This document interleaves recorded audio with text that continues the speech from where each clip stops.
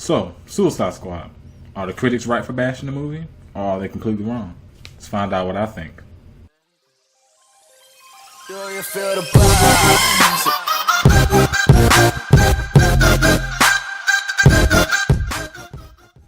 now, Suicide Squad is starring Viola Davis as Amanda Waller, Margaret Robbie as Harley Quinn, and Will Smith as Deadshot. Also, I guess you can throw Jai Courtney in there. You got Jared Leto as the Joker, and you have Ben Affleck, who made some appearances in there as Batman. Now, matter of fact, the actor that plays Killer Croc, I actually looked him up, looked at who played him. It's funny because I watched The Mummy Returns the other day. Pretty cheesy movie, but apparently the actor, what's his name in damn Mummy Returns? I couldn't even pronounce his real name, but his name in Mummy Returns, which I can't pronounce, Lok Na, something like that. So if you ever watch Mummy Returns, it's one of the black guys in that movie. He's one of the bad guys in there. I didn't know he was Killer Croc, but I guess it was a fun fact. Well, anyways, the story is Amanda Waller is essentially putting together a team of villains. This is her own personal team, and it's to pretty much do the thing that she doesn't want to get caught doing. These guys are expendable. You can blame them for it. That's essentially how the team she wanted. That's exactly how she wanted. And the villains that are on this team are Captain Boomerang, Deadshot, Harley Quinn, Killer Croc, Diablo, and Katana. And I thought for the most part, the story was simple.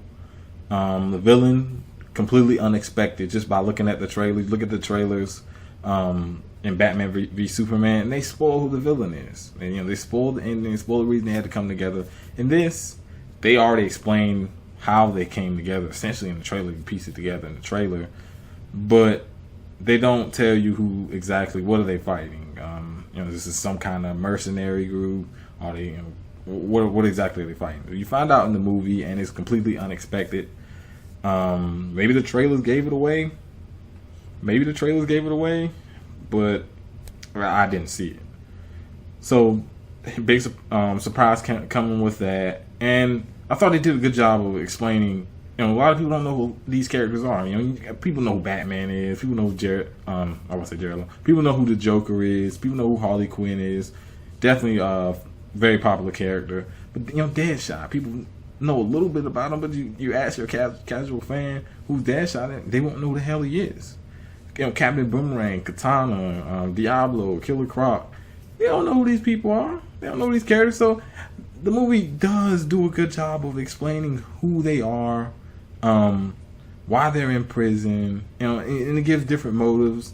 And I like that it gave each of these characters screen time, some more than others. Obviously, with the star power, guys like Will Smith, Margaret Robbie, they're gonna get majority of the screen time. They're the big actors in this movie. Now let's talk about, I guess, individual characters and actors and their performances. Viola Davis, best performance in the movie as Amanda Waller. Reminds me exactly of the comic books.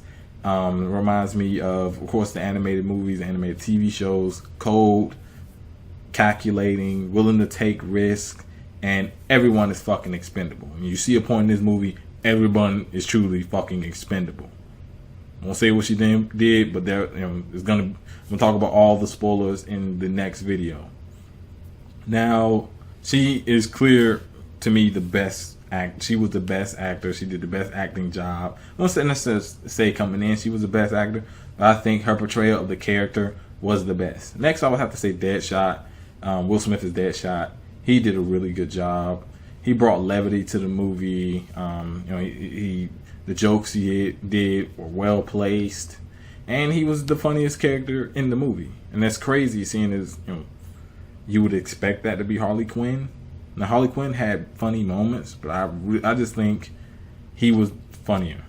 He was clearly funnier than Harley Quinn, and they really go into, out of all the characters, he probably gets the most in terms of story. Obviously, it's Will Smith, but he definitely gets the most. Next, I would say Harley Quinn. And most people will pick these three in a particular order or whatever. But I liked Harley Quinn. Margaret Robbie really played a psychopath. They definitely delve into who Harley Quinn is earlier in the movie. And that's not a spoiler. We knew they were going to explain who she is. It's an origin. It's the origin of this Suicide Squad team. So they were gonna talk about the origins. So not a spoiler. But I liked her. She fucking is sexy. A lot of people always complained about the new look. They didn't like the new look. I fucking love. After seeing this movie, I fucking love the new look. Stick with that look. Don't change it. Next is a surprise. I guess out of the characters that were shown the most, I liked Jai Courtney as Captain Boomerang.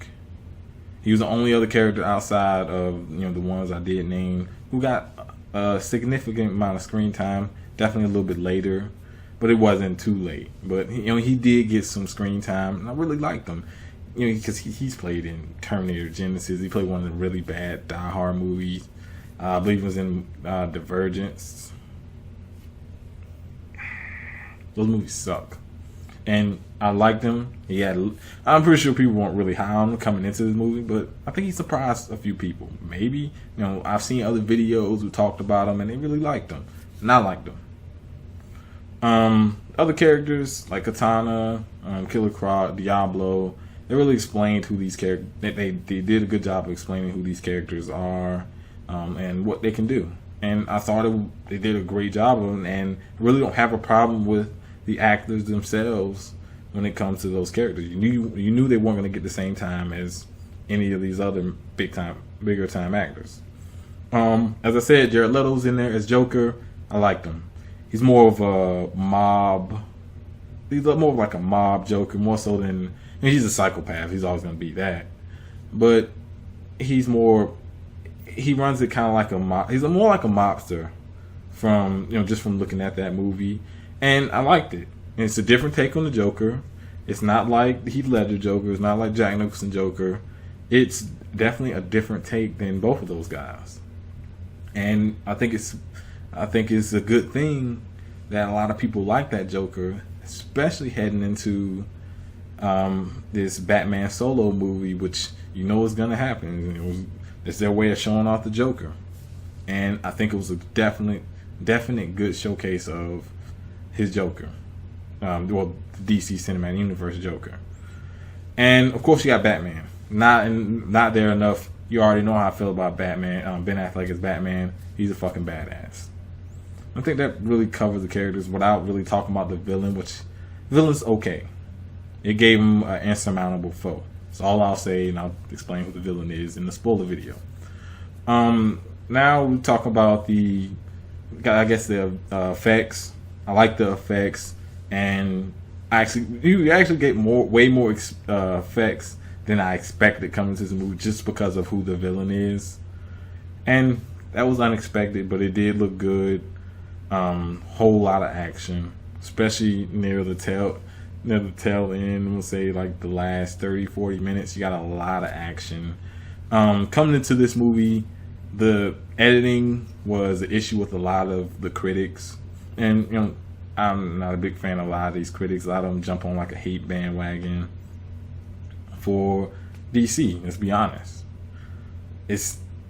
This movie is not as bad as a lot of those guys say, and one of their biggest reasons was because of editing. It was the same reason with Batman v Superman, because of editing, but it wasn't an issue to me as more so as it was with Batman v Superman. Batman v Superman had a big issue with editing, hence why the Ultimate Edition, and you saw so many different changes with it, and a lot of people's scores changed because of some of the things that clarified. And I already said, leaving out of this movie, you didn't come out confused. Batman v Superman, because they tried to put so much into it, you had to do an entire thing for Batman. It came out confusing. Not this one, not Suicide Squad.